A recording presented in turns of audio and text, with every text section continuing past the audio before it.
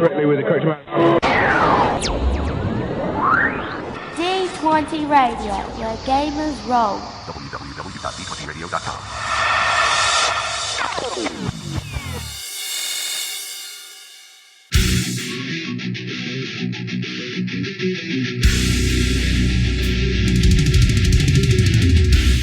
Welcome to Me and Steve Talk RPG, the podcast where me and my friend Steve...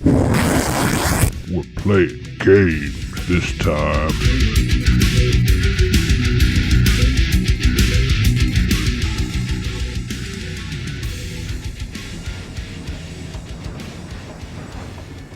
Before we begin, I want to take a moment to acknowledge something important. The setting of this campaign, Origin, is inspired by West African cultures, histories, and aesthetics.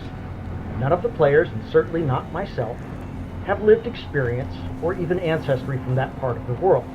While Origin is part of the canonical setting for Exalted, I've drawn on real-world West African traditions to help bring the setting more fully to life. This isn't meant to be an accurate historical or cultural portrayal, and it is definitely not a commentary on any real-world nations, peoples, or beliefs. One key difference is theological.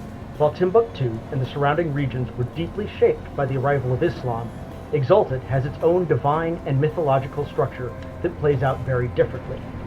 My hope is to approach these inspirations with respect and care, and I welcome feedback if I fall short. In the session notes, there will be a short list of resources to learn about the real history of West Africa and the Sahel. Thank you.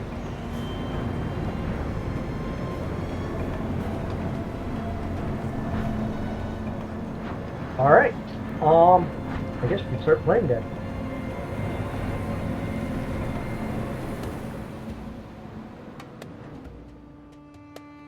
I would say that my chances of staying out of this mess, whether it's your mess, their mess, whoever's mess, probably vanishingly small, because a dead body turns up, people talk about who was there, what they saw, and then people start putting pieces together. So I am happy to follow you, at least until perhaps we can figure something out, and I can figure out if I'll need to be looking over my shoulder for the next however long I'm in the city.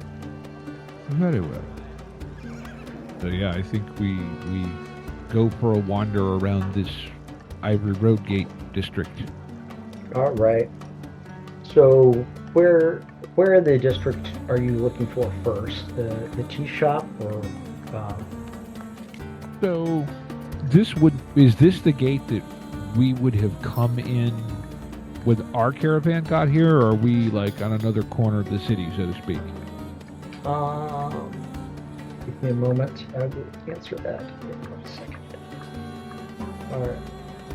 So you probably would have entered into this gate, yeah, as well, because the southern gate is the main gate, and this is the one that's on the north. Okay. I don't know. I mean, I feel like, I don't know. What do you think, Ben? Tea house or the boarding house, or are they close together? I'd say if the argument started at the tea house, check the tea house. There. All right. So this is someplace catering to travelers and foreigners. It's advertises authentic Ontang tea, which is a land several thousand miles away that may be sending tea there, but you don't know. And the wait staff has obviously, they've immigrated. They look like the people of the Mayu coast, down to the blue hair of the Mayu people. So, I mean, think like an East Asian style tea house dropped into the middle of this West African inspired city. Mm-hmm.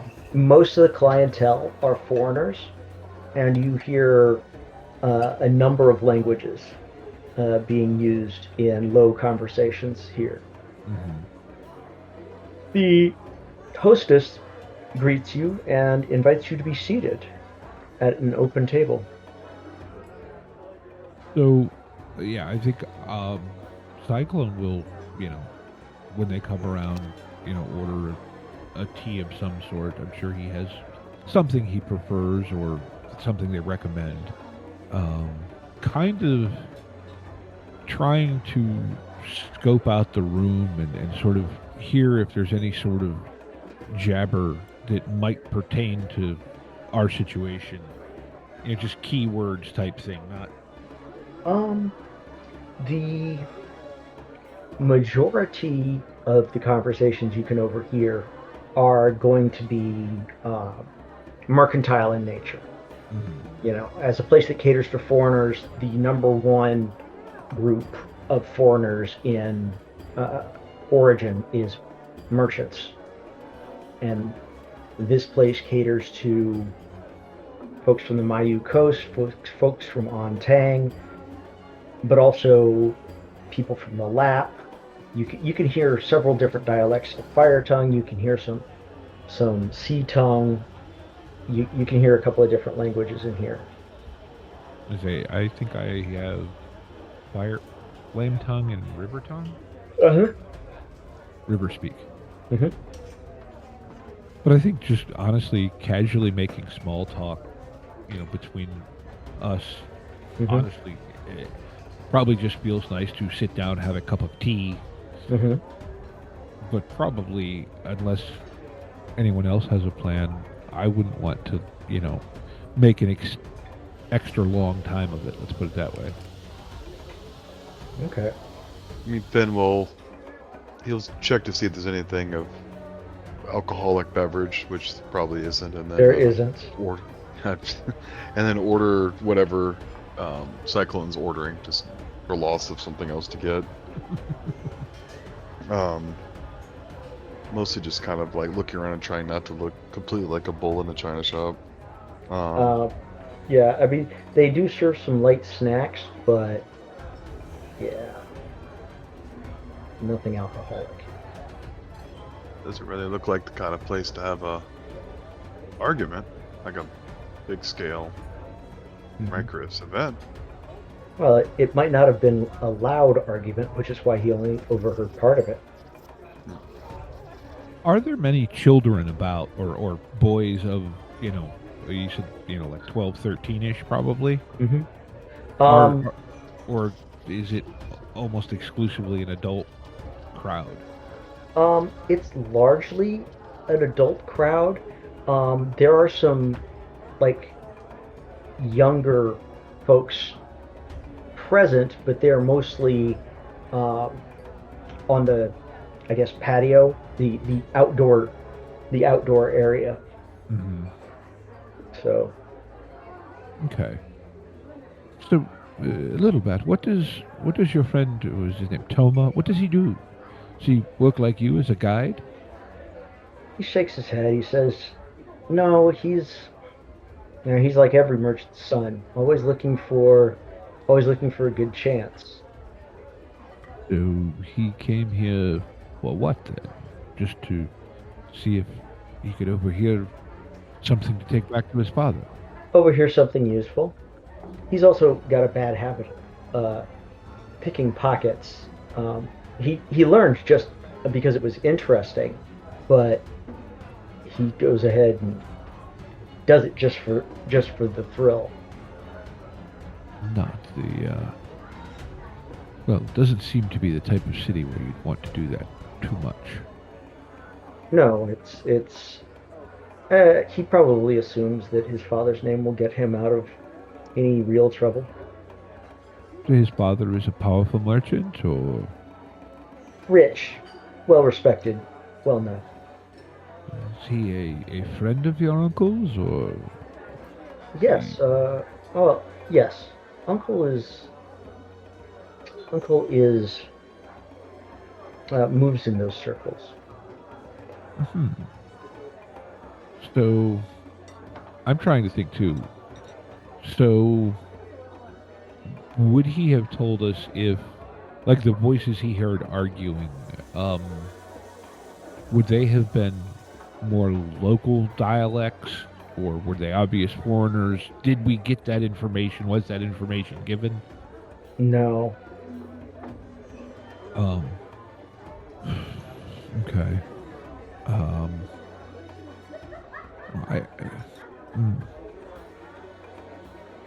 I'm a little bit at a loss of kind of, other than go to look at the next place, and what else to do here. I mean, it almost feels like this was just a place where he happened to hear something, but doesn't feel like there's any sort of lead here. What information are you hoping to find here? The argument, the subject, the people arguing? Frankly, I more want to know if we're going to have trouble following us, if we know what we're looking for. You know? Don't take well to people preying on youngsters. Fair. In a place like this where there is business of all kinds transacted, there are always others who overhear, especially those that are invisible. Excuse me for a moment. Let me try something.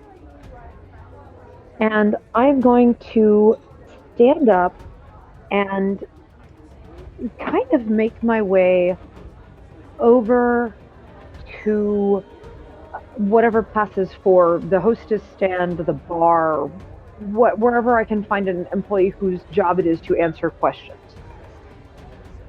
You can find the manager pretty easily. Okay, and I'll approach him, her. Excuse me, but I am a physician, and I just recently had a patient come in with injuries that may have resulted from an altercation, and one of his friends said that he had been here earlier today. I was hoping perhaps you or one of your staff might have noticed an argument, or perhaps some people who were having a difference of opinion, perhaps over over a pot of tea or a discussion. So she looks at you for a moment and says, "It is not typically profitable to listen too closely to the customers' conversations."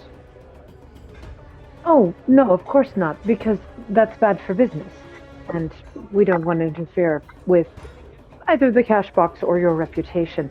I'm not asking what anyone was arguing about. I was just hoping to find out perhaps if he was here with someone else. I don't know. I can't necessarily... I'm just trying to follow the trail. I diagnosed him, and now I'm simply trying to figure out what led him to being ill and injured under my care. And yes, I realize I'm stretching the definition of care until it snaps, but... She looks at you and just sort of taps the counter a little bit. And I will cheerfully pass over I'll lay my hand down just about where she tapped, and then when I draw my hand back, there's a small bit of coin or whatever the local currency would be for small bills. Okay. Mm-hmm. And just leave it casually on the bill, not looking down at it or anything. She says, I'm not terribly amused at this.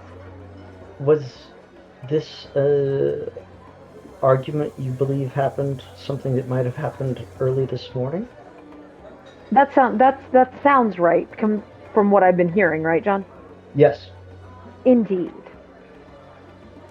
She nods and says, "There was a heated conversation. It was quiet, so I didn't hear any details, but body language speaks volumes, does it not?" Of course. There were 2 men and a woman. The woman was dressed as someone from Origin. The man was dressed well in silks.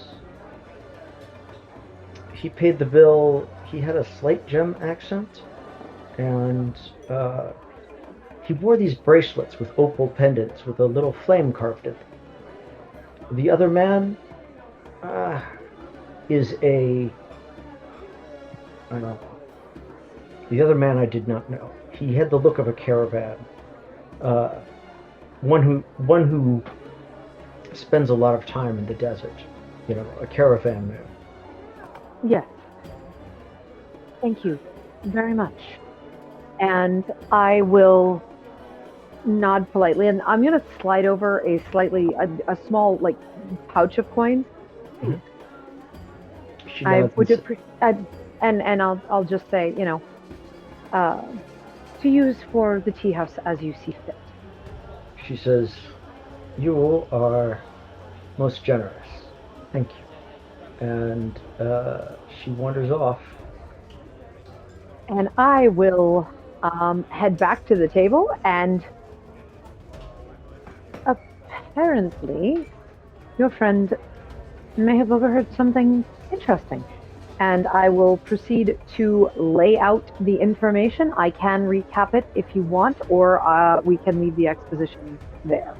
Yeah, I'm good with leaving it there unless, you really want to repeat it. No, I'm good, thanks. I'm good.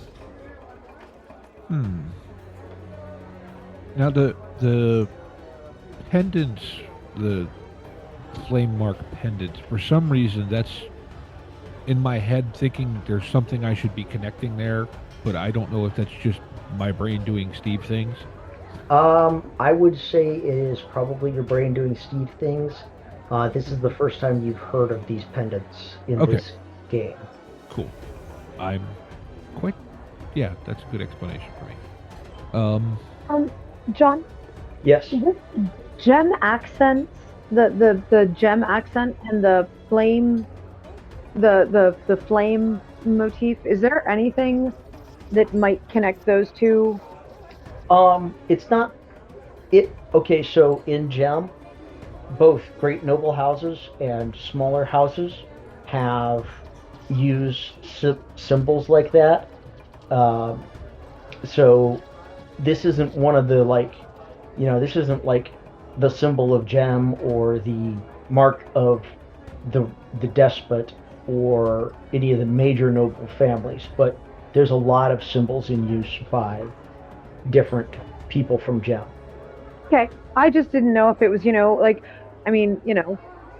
all hustlers, so I didn't know if it was like, oh yeah, I recognize that. It's a big, it's an aggressive company or whatever. Mm-mm. Okay. Well, hardly suspicious in its own, but given the other things, I think we need to, and I'm drawing a blank on, what was the uncle's name again? Little Bet's uncle? Yes. Nazari Nishon? Yes. Sorry, yeah, okay. I feel like we need to have a conversation with him maybe before the meeting.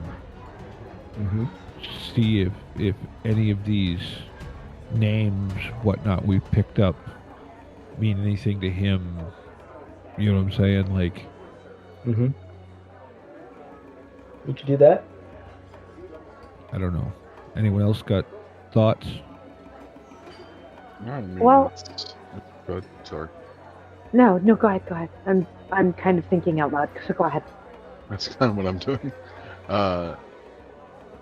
I mean, it sounds like if we want to, I don't know how much we're going to be able to pursue on our own at this point.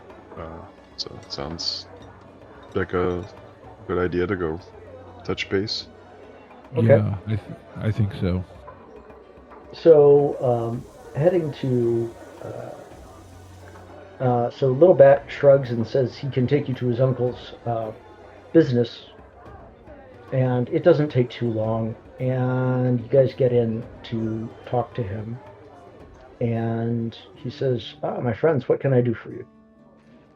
Well, we were out and about with your nephew today, and some rather interesting goings-on, shall we say. Also, we have a friend that has found us through the circumstance of our travels. Player question here. Do solars inherently recognize each other or anything like that, or? You guys have picked up that she is a solar, and she has realized that you guys are. Okay. It's not inherent, but you can't be around each other too long without noticing. Okay. Unless you're going out of your way to disguise yourself. So I think then if we could maybe rewind at some point and briefly give Saelen a without any sort of compromising information, obviously, a rundown of what we've sort of possibly become involved in, just so that she's aware of what she may have gotten herself into. I have no problems with that. And actually, this actually might be kind of a good time to... I actually have an idea about that. As you're talking to this man who, and you say, I've picked up a friend, or no, before we're going to meet the uncle, I'm assuming that you said something about, this is our friend's uncle, he's a powerful nobleman or rich merchant, whatever. Rich merchant. My friends, and I'm this may be at the tea house, wherever you want to put it in. My friends, I appreciate you allowing me to come with you. And I am also appreciative that you would like to give me more information. I think that we perhaps have more in common than just this circumstance. But I want to make sure that you are comfortable giving me the information that I think you're about to. And I will make sure that I am facing a wall or something so not a lot of people can see, and I will flare my cast mark very, very, very quickly, like blink and you miss it. Okay.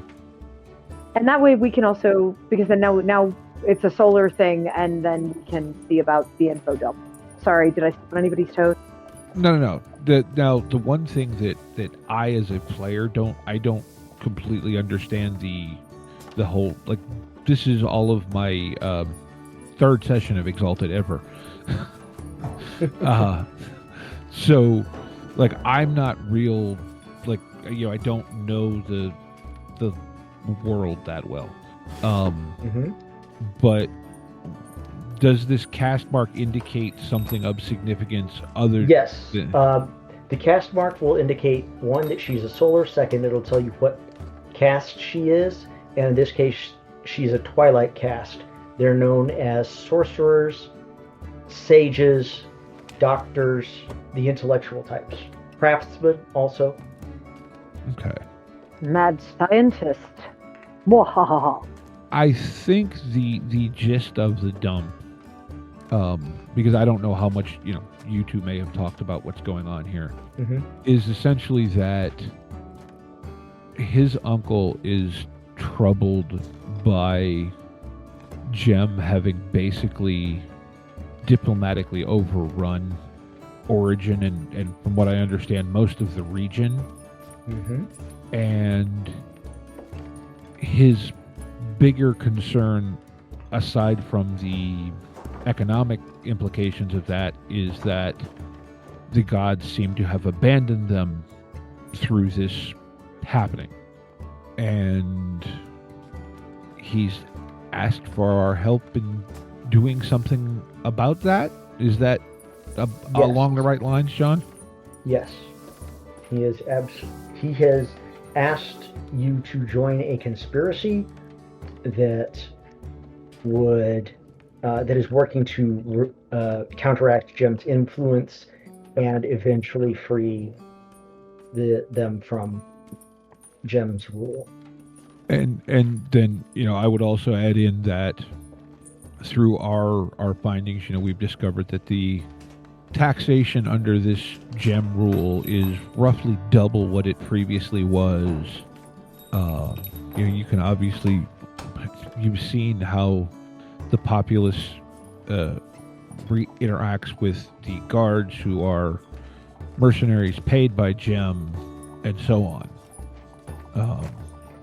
So yeah, anything else anyone needs to add into that conversation before we rewind back to where we are? No, I think that gives me a good basis, and to be fair, John and I actually didn't talk that much. Okay, look, I didn't know No. and I didn't want to retread. I also feel like we haven't been fully briefed on exactly what's going on, but just so that you're in the know in terms of what we're talking around saying, I guess is a better way to say it. So I think with that, then once we're with his uncle. So, well, it seems a friend of Little Bat's may have, he put himself in danger, and that ended up with us involved. Does the name Madhu Jarek mean anything to you? He says he's a importer for gem, mostly deals in uncut gems, I believe. Well, that tracks. And I'm assuming we've gone back into like an office or something at this point. We're not. Yes. Okay. Well, so according to what his friend told him, what your nephew's friend told him, he overheard a little bit of an argument sometime this morning. We actually ran into him on the edges of the bazaar, and he was being followed by a man who, well, to the best of reading the situation, intended to kill him. And he raises an eyebrow, looks at Little Bat, and Little Bat just sort of nods. He says, Toma. And he goes, Toma Albaz? And Little Bat nods, and he says, interesting. As it happens, Rafiq Albaz is a good friend of mine. And while I'm sure Toma has given him of what he knows, he would find it would be very useful if you could find more information about this. To make a long story, well, not terribly long, really wasn't much of a story. We simply tried to slow him down, this pursuer, while Little Bat and his friend disappeared into the crowd, at which point, well, he tried to stab both of us, and then, apparently died due to some sort of poisoned bead in his mouth. And he looks very concerned. He says, there was a turkey leg involved. that is very strange. It was a good turkey leg. And to be clear, the turkey leg did not poison this man. The turkey leg was not involved in the poisoning at all. Well, I hope you threw it away and didn't eat it after that. Of course not, he threw up on it. Oh, well, that's interesting. Do you have any clues that you might investigate? Well, on his person, he had two things.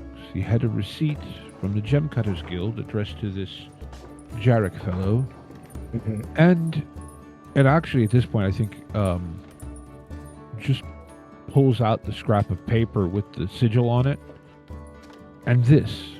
Or actually, at this point, I think we just lay them both out, unless you guys think we should not do so.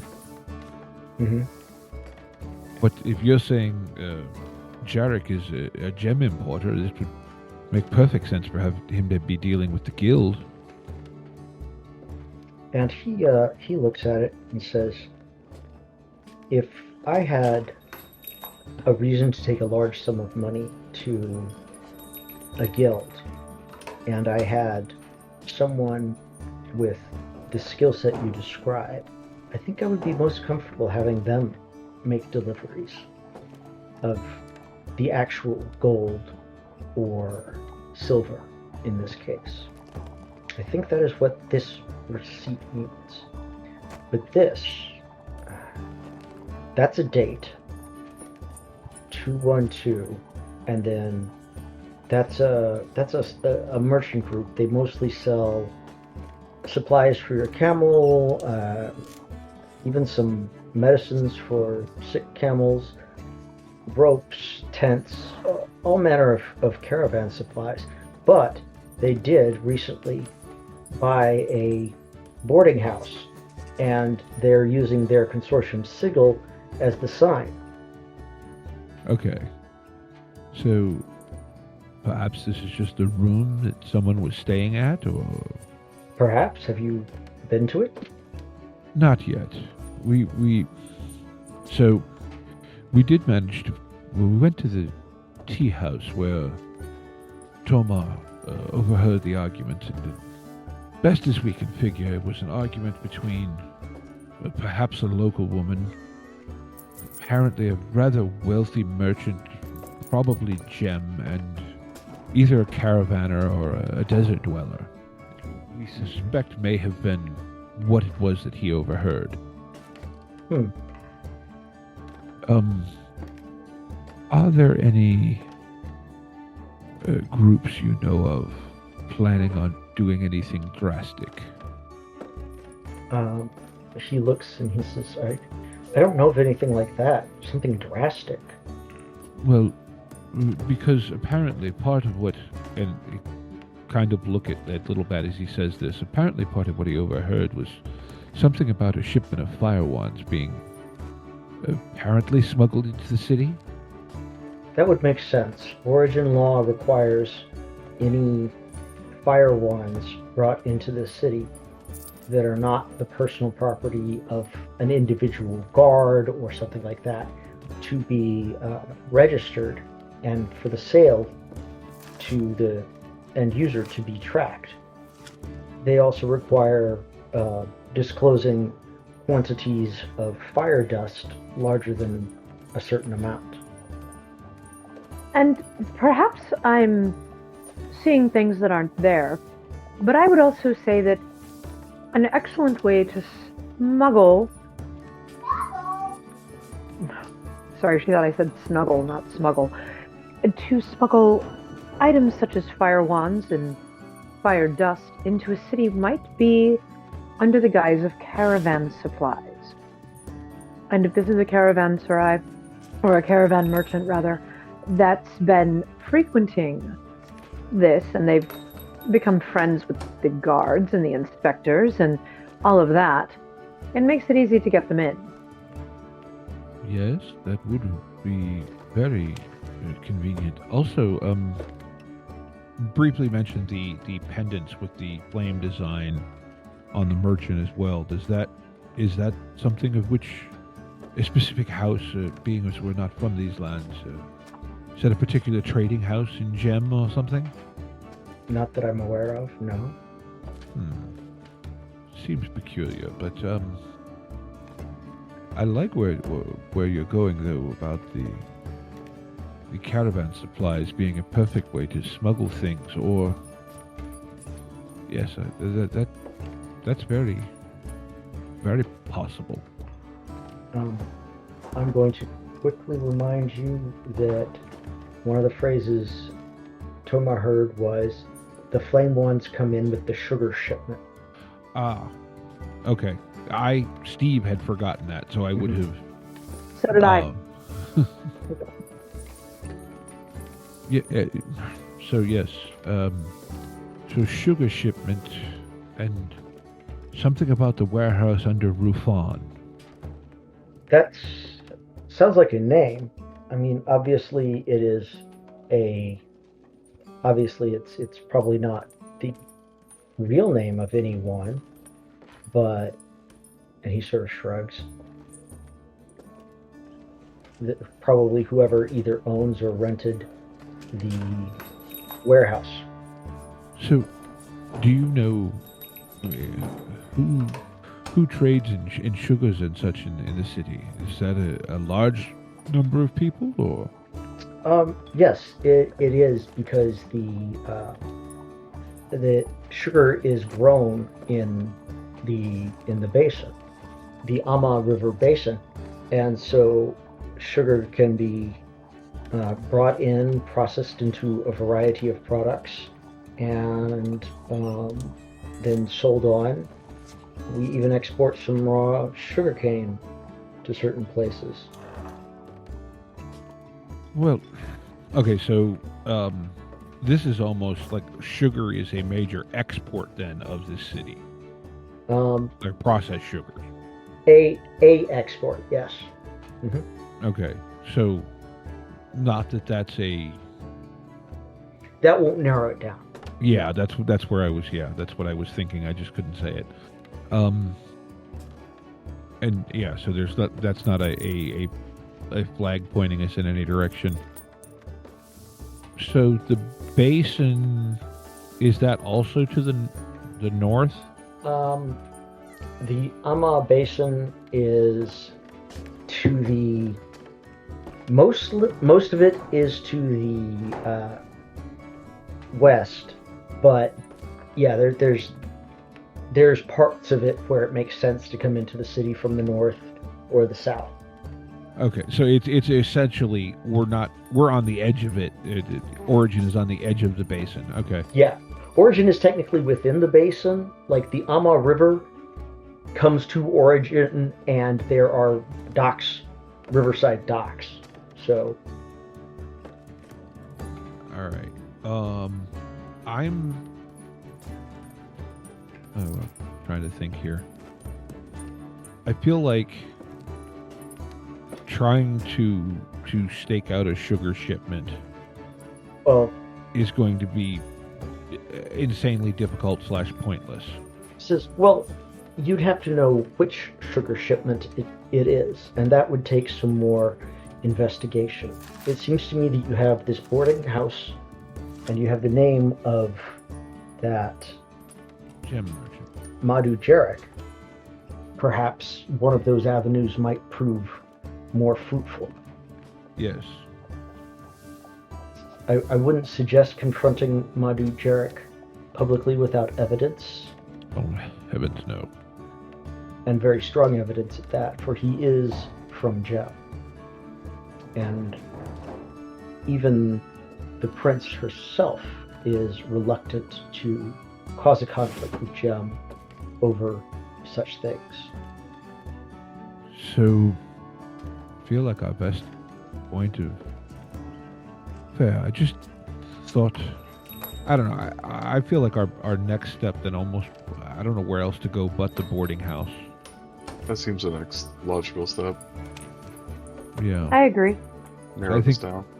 we kind of bid him farewell, wrap up the conversation, thank him for his information, and yeah, I think head that way. So, are you guys headed to the boarding house then? I believe so. All right.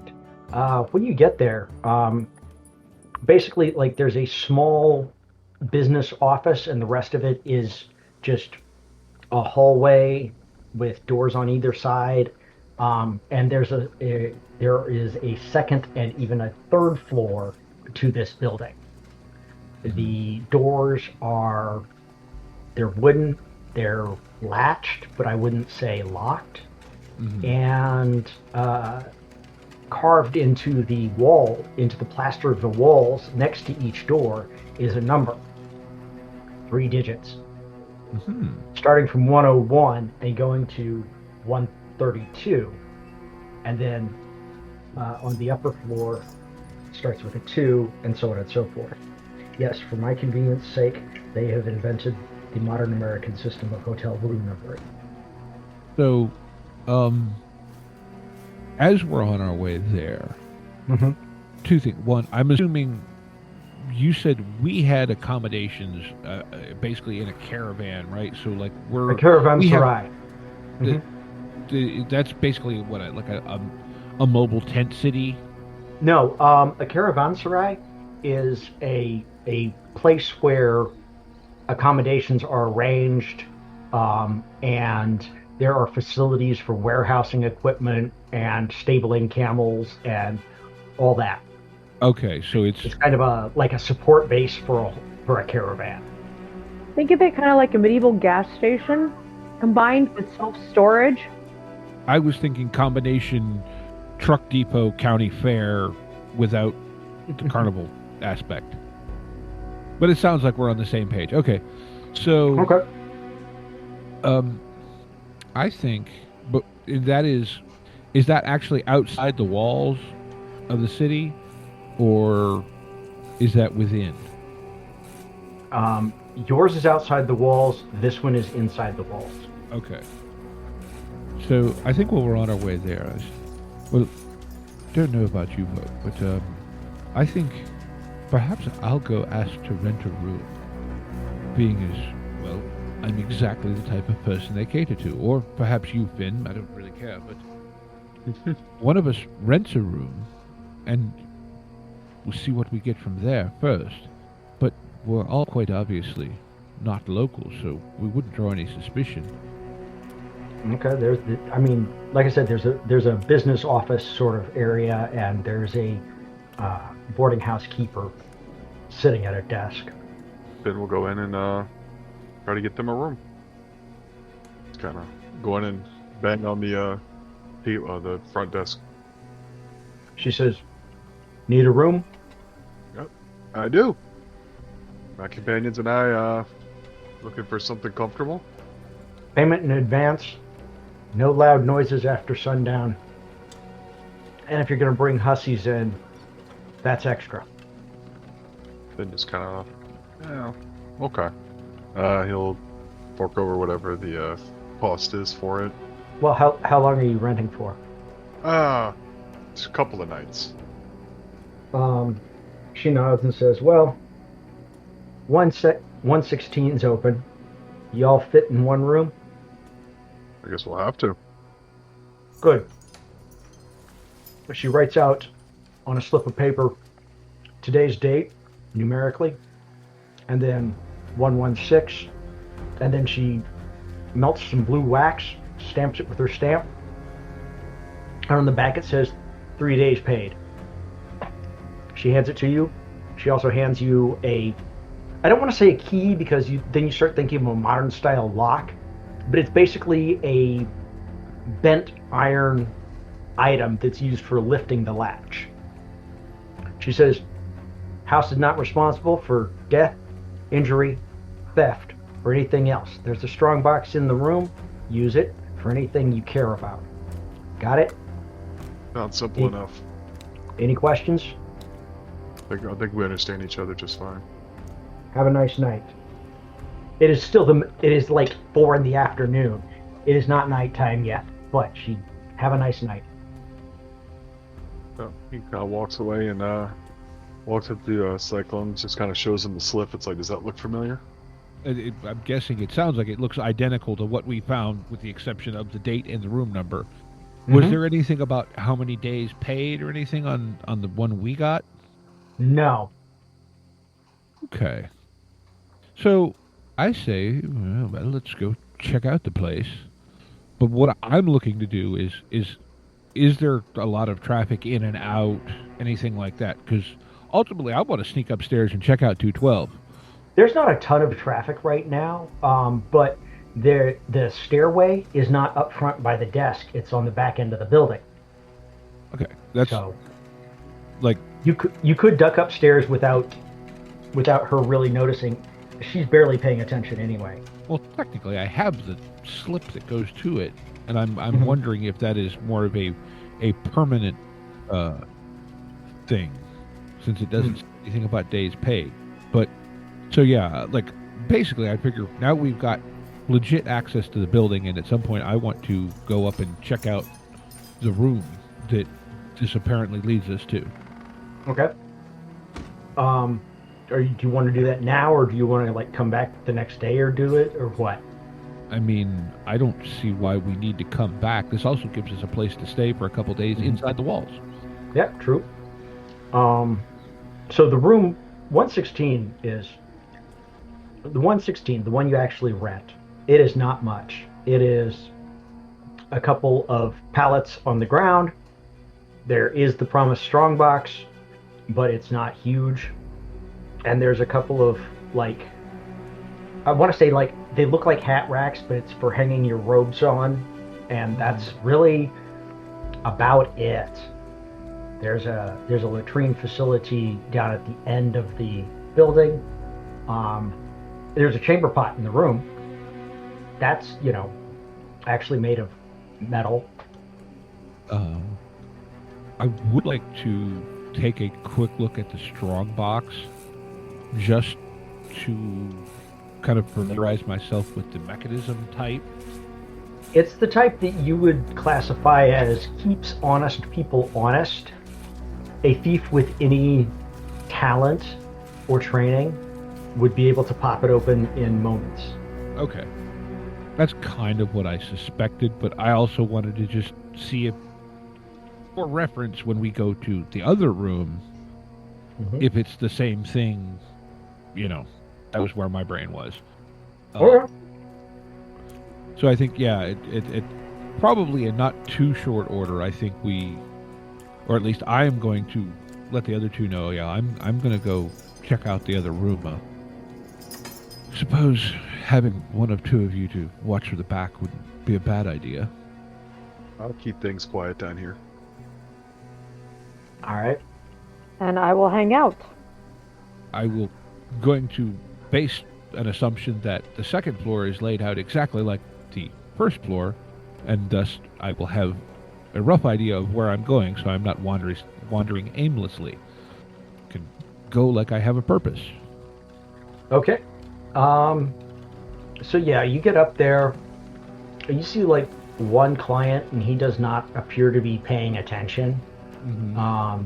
There's really not a whole lot, I guess, going on in this particular part of the building. So what you do get is that you find that the door it's latched. It's latched. It doesn't look like anybody's like tried to get in recently.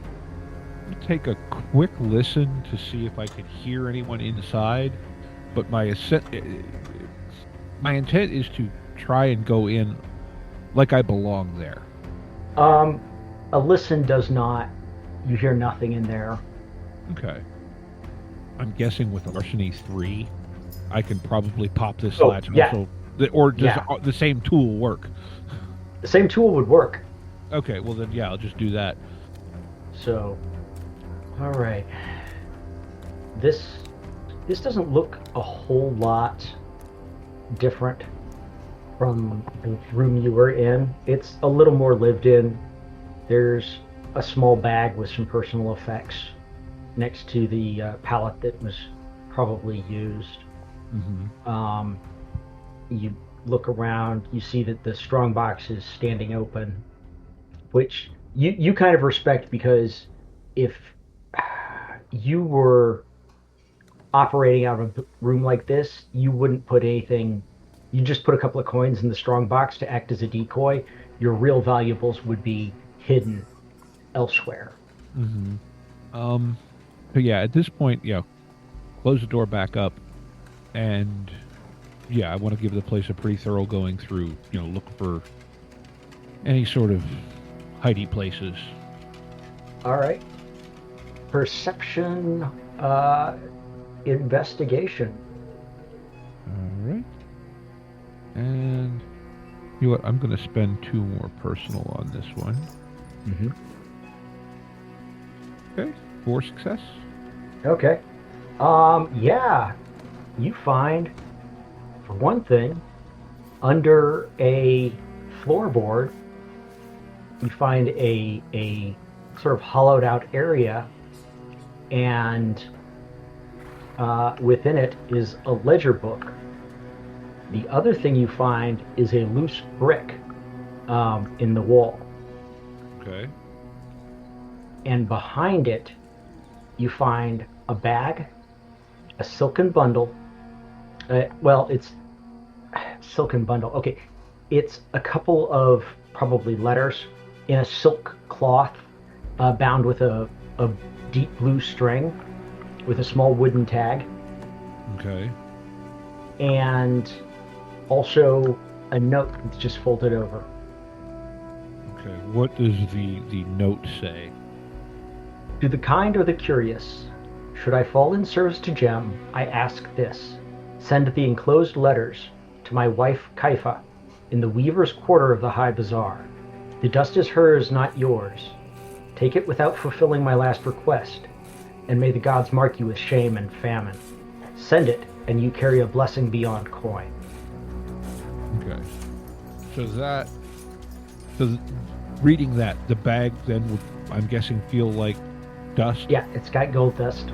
Okay. Okay.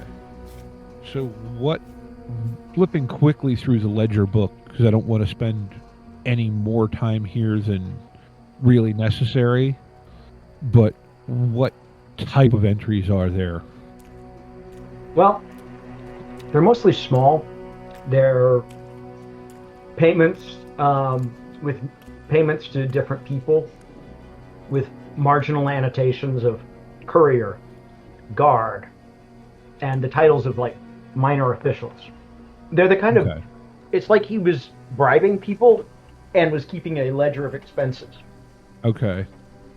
Two recent entries. One says Rufan, 30 dinars, warehouse number 32. And another one right below it, Red Fangs, 120 dinar, delivery insurance. Warehouse 32. 32. The Red Fangs will strike your, you will recall, are the ones that Little Bat had described as, if you see them in the bazaar, don't go in there unless you really need to, and if you do your business and get out. Okay, and that notation, so 120 dinar, what was the rest of that notation? To the Red Fangs for delivery insurance. Okay. And then real quickly, you said the personal effects. That indicate anything that other than, this is probably where the guy who died by a turkey leg lived? Yeah, the only thing of real interest you find is a vial, a heavy ceramic vial with a stopper. Okay. That's sealed in wax, and there's another one that's open and empty. Okay. But it's been carefully set to the side, like nobody wants to trip over it or something. Okay. I think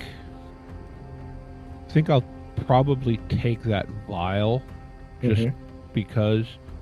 And with that, I'm just gonna take the note, leave the bundle in the bag, and at some point I do intend to just send them off as requested. Okay, so you're taking the note, the bundle, the bag, the vial, and the ledger book. Okay. But I'm leaving personal effects. I just wanted to more get a read of. Yeah, is this what I just said? That's what I was suspecting it was. Basically, just taking the hidden things, leaving everything else. In fact, maybe like you had mentioned, just drop a couple coins in the strong box, and then leave like I belonged there. Come back down to the rest of them. Yep. And then just quietly, well, it appears to be where a mystery man lived. Did find some more information, and pull out the vial and kind of hand it towards Saelen. I believe this may be more of the substance we encountered earlier. I'll look. It is sealed with wax. Are you breaking the seal? Yeah, I'm sure if we need to have the wax reapplied, there's a somebody in the city that can do it if it becomes incredibly necessary.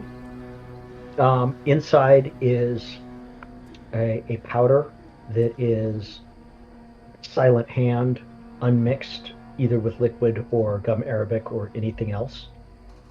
It's just pure silent hand. Oh, damn. Yep. It's a dark green powder. How thick are the walls in this place, or is this kind of your typical boarding house? You wouldn't want to have a conversation here that you didn't want people overhearing. Well, the exterior walls are kind of like the standard thick mud brick walls. The interior walls are the cheapest and thinnest you could possibly purchase and not have anybody fall through the floor or through a wall by leaning on them accidentally. Mm-hmm. Okay. So I think that, well, I suppose it's getting on about dinner time now, I suppose. Shall we go find some things to eat? And more like saying that is, to anyone who might be listening, and then obviously head somewhere and discuss the ledger book, and so, when we're in a place that we can at least be more aware that we're being observed. Okay, yeah, that's pretty easy to find a place. Whatever our meeting is. Yeah, the meeting is after dinner time and after sundown. Okay. So then I think, basically I'll just, I'll maybe go over the ledger in a little more detail, but like you said, those two most recent entries appear to be related to what we're doing. Okay. So unless anyone else wants me to, repeat that out, I think we can just go with your description of it. Yeah, I'm good with that. So it would seem this person is... I wonder, with the description that you were given, would that potentially match this potential assassin as one of the three people of the argument? The description is you don't think so? Okay. Because he's not wealthy, dressed in silks, and he's also not he didn't have the look of a caravaner. Okay, that was the person I was thinking it might have been. All right, so Hey John, I have a question. How intelligent is Hellbor? Relatively. If I were to ask him and give him general directions, would he be able to, go to a particular part of the city and look around and then come back? Yeah. Okay. So, are most of the warehouses, is there like a warehouse district? There are several. Okay. And I'm sorry, this may have been mentioned and I haven't filed it away. Did we have any idea which district the the warehouse and Rufon might have been from? No. Rufon is the alias of whoever apparently rented it, and all you've got is a warehouse 32. I would posit that perhaps we're looking somewhere in this Ivory Road Gate area, since they seem intent on coming in that direction. Ooh. But that is just a theory. There is a warehouse district that is probably 10 minutes from the Ivory Road Gate. Okay. In that case, as we're kind of discussing this, I'm going to... I think perhaps I might be able to save us a bit of a trip to the warehouse. Okay. And I'll gesture to the bird that's been on my shoulder the entire time. We shall have to introduce him to Spots, so that Spots knows he is not food. I would appreciate that, and I am sure he would as well. But perhaps I can give Hellbor the directions, and he can look around a bit. Perhaps see if there is anything interesting happening in that particular warehouse district. Seems reasonable. Halvor looks at you and says, "The things I do for you," and takes off out the window. I'm going to send back a very, yes, dear. So, need to find out who this Rufon character is, and perhaps I shall have to try and meet some people, huh? Well, you've got about enough time to actually get dinner before your meeting this evening. So Yeah. So, yeah, like I figured this conversation was kind of happening over dinner. yeah, okay, It was in my head. I don't know that I said that. yeah, that makes sense. Totally makes sense. So, yeah, I mean, anyone else have anything to add in here? Although, like you said, it looks like this ledger is a list of bribes. It's just names, though, you said, right? Which largely wouldn't mean much to us. Right. Is something to run past the uncle again? Well, the uncle or his group of merchants might really know some of these names. Mm. If there's those among them that, we can trust with that kind of information anyway. Him at this point, I think I trust pretty well, but, Mm-hmm. yeah, then I think, to me, it sounds like are we fast forwarding to meeting, or were there other things that need to happen? I think we can. Well, Hellbore does come back and says, "It's a warehouse, mostly empty. Bunch of humans hanging around. Guards, maybe." Okay. Did you notice any designs on their clothing? No, weren't wearing Okay. same clothing. Ah, okay. All right. So, okay. Well, that was my plan. So we know that there's some humans around. To be expected, really, but good information nonetheless. So, but your bird was able to give us a specific warehouse to look for? Well, you gave Yes. the bird a specific warehouse. Okay, I didn't know if that was Yeah. actually like an address type thing, or... Well, not so much, but in districts where they are a bunch of warehouses, and a lot of foreign caravans coming in, they're like numbering them in Okay. large white paint letters, just so that you can deliver it to somebody. Doesn't have to go, okay, well, it's the third warehouse after the warehouse that used to be red, or some nonsense like that. Right.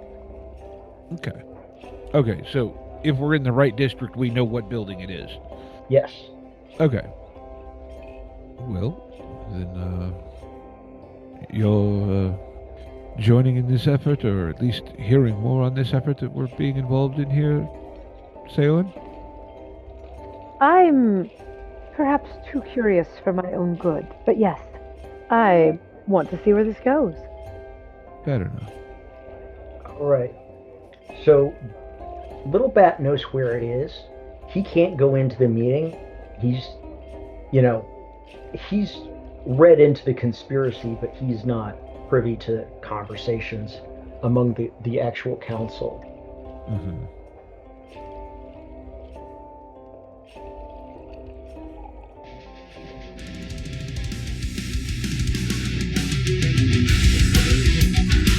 Intro and outro music by the band 12 Noon. You can email us at meandsteverpg@gmail.com. You can find us on Twitter and RPGs. Find us on Facebook at Me and Steve RPG Podcast, on Discord at Me and Steve RPGs, and as always, all of these links are in the show notes.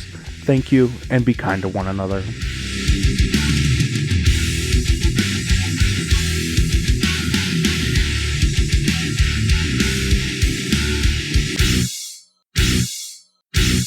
How much for the cigar? Cigar, $20, dog. You gotta go down the street to the store and buy that.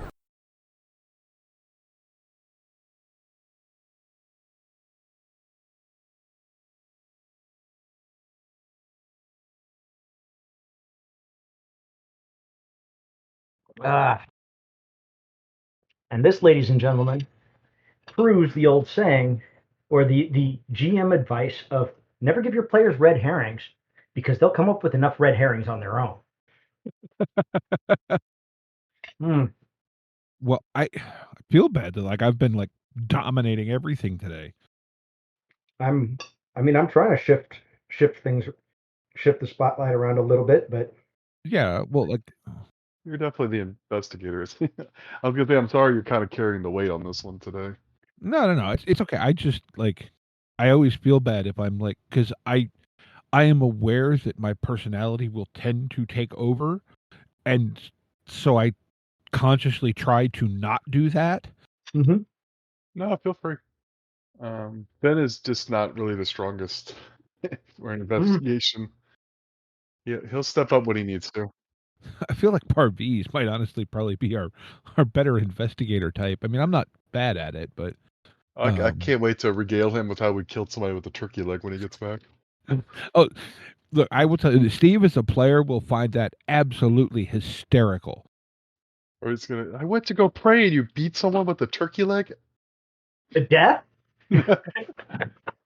I don't think anyone's surprised that Finn hit somebody with a turkey leg. The fact that he hit them hard enough that they died, that's surprising. And see, last Sunday we went and saw the 50th anniversary showing of Holy Grail. And somehow hitting someone with a turkey leg and they died, it fits into Monty Python and the Holy Grail, even though it was never there. Yep. Oh, it absolutely does. Well, we beat him with a turkey leg. It never would have been in the movie because John Chapman, Graham Chapman. Graham Chapman, thank you, would have murdered whoever suggested it because the man actually has a degree in medieval history and turkeys aren't native to Europe. Fortunately, I can use things from wherever because we're not on Earth. And so if I want to have turkeys being raised agriculturally, I can put them wherever on the map I want. Right? Well, okay, well, that actually makes sense then why I didn't realize that turkeys were, so to speak, a North American thing. But that explains why Ben Franklin originally wanted the turkey as the national bird. Because it was a uniquely American type of bird. Wild ones may be pretty wily, but the domestic ones are big, stupid chickens. Oh, yeah. Well, I mean, like every other domesticated animal, we do not breed them for brains. We breed them for breast meat. We raised a batch of turkeys once, and we had chickens a lot while I was growing up, but and chickens are stupid, but the turkeys were even dumber. Chickens are mean. All right. So should Finn buy some more turkey legs? All right. If this was a less seriously toned campaign, you should start just randomly beating people with turkey legs.